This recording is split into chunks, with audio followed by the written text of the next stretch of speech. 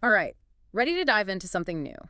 Today, we're tackling virtual event management. Virtual event management, huh? Yeah, I know it might sound a little, well, corporate-y at first, Yeah.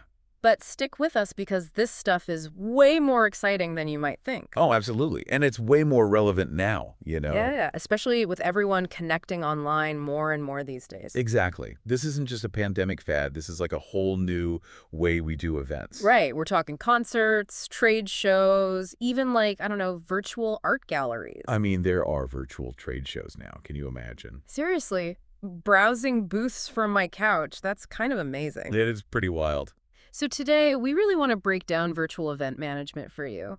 Like, why is it suddenly so huge? Yeah, why is everyone doing this? What kind of tech do you even need? And, like, could this be something you, the listener, could actually get into? Maybe you're already thinking about it, after hearing all this. Yeah, exactly. So, first things first, why is everyone going virtual with their events? Well, I mean, for a lot of companies and organizers, it boils down to cost. Oh, yeah, that makes sense. Venues are expensive. Right. And travel, hotels, all that adds up. Yeah, totally. So there's this tech firm, Company X, and their annual conference used to cost them a fortune. Okay, how much are we talking? Well, when they switched to virtual, they saved over $1 million just on venue and travel. Whoa, 1 million! That's insane. Right. And on top of that, they actually tripled the number of people attending. So more people, less money. That's a pretty good deal. Yeah, it's hard to argue with that. But it's got to be more than just saving money, right? There are other benefits. Oh, definitely. Think about it with virtual events. It doesn't matter where anyone is physically. Yeah, you can have people joining from all over the world. Exactly. Time zones, continents, it doesn't matter. Everyone can attend. That's huge, especially for like international businesses or organizations. Right. I mean, I've been to some virtual conferences myself, and it's so much more convenient. Oh, tell me about it. No more airport stress. Seriously. No rushing to catch flights, no getting lost in a new city, none of that. Plus, you can't miss a session because your flight was delayed. Exactly. And let's not forget, less travel is good for the environment, too. Right. Smaller carbon footprint, that's a win for everyone. It really is. So we've got cost savings, global reach, convenience, and it's even eco-friendly. Yeah, it's like the ultimate event package. And there's even more to it than that. All that data we generate online, virtual events can track that. You mean like what people click on, how long they watch a session, stuff like that? Exactly. You can see what's popular, get instant feedback. It's super valuable. So you can use that data to make future events even better. Yeah, you really get to know your audience and what they want. Okay, so we get the why behind virtual events. But how do they actually work? What's the tech side look like? Well, it all starts with the platforms. You've got things like Zoom, Hopin, for hosting the event itself. Yeah, I've heard of those. Then you've got registration systems like Eventbrite. Right, to get people signed up. And then there's a whole world of tools for keeping people engaged during the event. Like what? Give me some examples. Well, for Q&As and polls, there's Slido. But there are even platforms that are like totally changing how we network online. Okay, I'm intrigued. Like what? Have you heard of Wonder.me? Wonder.me? No, I don't think so. So it's this platform where you can move around a virtual space. And as you get closer to different groups, you can hear their conversations better. Whoa, so it's like being in an actual room where conversations fade in and out as you move around. Exactly. They use spatial audio to make it feel more natural, less like a, boring video call. That's really cool. I can see how that would make networking less awkward. Yeah, it's all about breaking down those barriers and making virtual feel more real. Okay, I'm sold. But let's say someone listening is thinking, hey, maybe I could run my own virtual event business. What would they need to do? First things first, you got to figure out your niche. What kind of events are you passionate about? Right, what are you going to focus on? And who's your audience? Once you've got that, you need a business plan. Just like any other business, right? Totally. You need to figure out what services you're offering, your pricing, how you'll market yourself, the whole 9 yards. So you've got your niche, your plan, then what? How do you actually make it happen in the virtual world? Well, next comes choosing the right tech. Like which platform is best for your events. Right, and making sure you have good streaming quality and all that. Exactly. And then you got to build a strong online presence, like a website that showcases what you do. So people can find you and learn about your events. Right. And then, of course, you need to get the word out. Marketing is key. Yeah, how do you actually attract attendees? There's email marketing, social media ads. You can even partner with influencers or brands. Oh, smart. Get your name out there. Yeah. And a good way to start is by offering some free or low-cost events to get your feet wet. Like a trial run to gain some experience. Exactly. Get some testimonials, build a following, all that. Okay, so you're up and running, you've got attendees, but how do you actually make money? Well, the most obvious way is through ticket sales. Right. Charge people to attend. But you can get creative with it too, like different ticket tiers with different perks. Oh, interesting. Or you could charge extra for premium content or exclusive networking sessions. I like that. And there's the freemium model where basic access is free, but you pay for VIP stuff. So you can check it out for free and then decide if you want the full experience. Exactly. And then there are sponsorships. Oh yeah, get companies to support your events. Right. Say you're doing a virtual cooking class. You could partner with a kitchenware brand Okay, that makes sense. or offer a package deal with recipe ebooks or even do affiliate marketing for ingredients. Oh, so you could get a commission if people buy the ingredients you recommend. Exactly. There are so many ways to monetize virtual events. It's all about being creative. So if you were doing an event about, I don't know, sustainable fashion. You could partner with eco-friendly clothing brands, offer workshops on upcycling. Oh, or even set up a virtual marketplace where people can buy and sell sustainable clothes. Exactly. The possibilities are endless. And don't forget about merch and digital products. Like selling branded t-shirts or online courses related to the event. You got it. It's all about adding value for your attendees while also generating revenue. This is blowing my mind. It's like a whole new world of business possibilities has opened up. It really is. But let's be real for a second. It can't all be sunshine and rainbows. There must be challenges. Of course, there are challenges. Yeah. But with the right planning, they're manageable. Like what? What kind of things can go wrong? Well, technical issues are a big one. Imagine your internet going out in the middle of a keynote speech. Oh my gosh, that's my worst nightmare. Right. So having backup internet is crucial, and a dedicated tech support team. And testing everything beforehand, like a million times. Exactly. Better safe than sorry. Okay, so what about keeping people engaged? I feel like it's easy to get distracted online. That's true. That's why interactive elements are so important. Like polls, Q&As, that kind of thing. Yep. Breakout rooms for smaller discussions are good too. You could even do virtual games. It's all about making people feel like they're part of something, even if they're not physically together. Exactly. Another challenge is time zones, especially if you have a global audience. Oh yeah, not everyone's going to be awake at the same time. Right. So recording sessions and making them available on demand is key. So people can watch them later, no matter where they are. Exactly. And you can schedule live sessions at different times to accommodate different time zones. It's all about making it as accessible as possible. You got it. Okay, last thing, security. With all this online stuff happening, that's got to be a big concern. Absolutely. You need strong passwords, encrypted data, secure payment gateways, the works. So people's information is protected. Right. And you need to know the data privacy rules and make sure you're following them. Makes sense. Okay, so we've covered the why, the how, even some potential pitfalls. Yeah, we've laid it all out. But where is this all going? What does the future of virtual events look like? Now that's where things get really exciting. The future is all about pushing boundaries and creating truly immersive experiences. Ooh, tell me more. Well, imagine attending a virtual event using VR or AR. Wait, so instead of watching a presentation on my computer, I could be like virtually in the room. Exactly. You could interact with other attendees, explore 3D product demos, even participate in simulations. Whoa, that's next level. Right. And AI is going to play a bigger role too, personalizing the experience for everyone. So, like, the event would be tailored to my specific interests. Yeah, something like that. And it could help with networking, matching you with people you might want to connect with. That's amazing. And what about language barriers? Could AI help with that? Absolutely. Real-time translation could make language barriers a thing of the past. Wow, it sounds like virtual events are going to be less like, sitting at your computer and more like stepping into another world. In a way, yeah.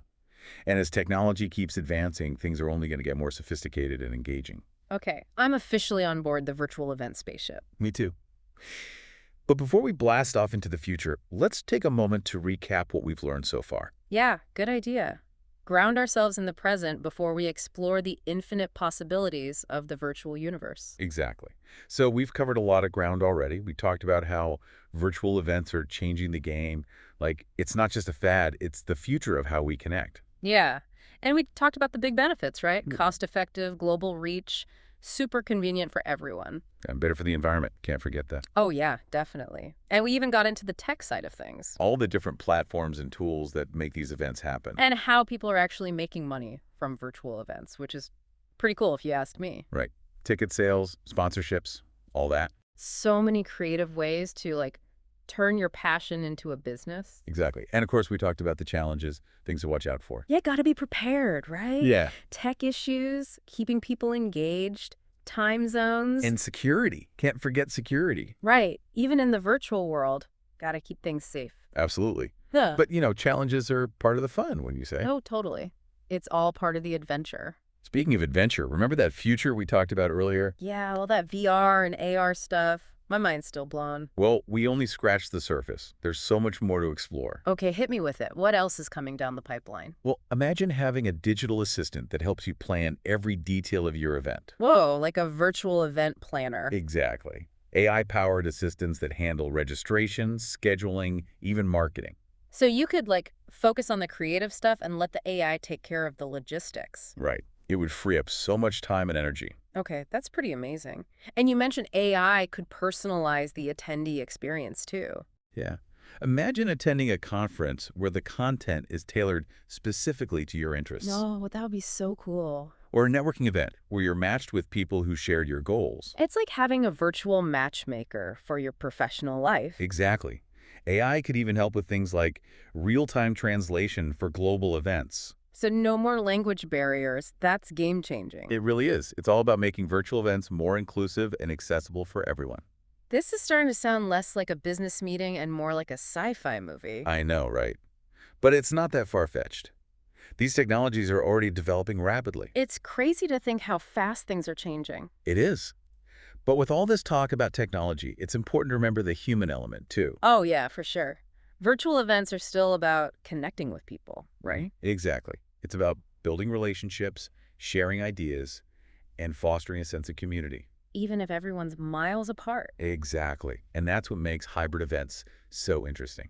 Oh, yeah, we talked about those before. Combining the best of both worlds, right? Right. You get the energy of an in-person event with the accessibility of a virtual one.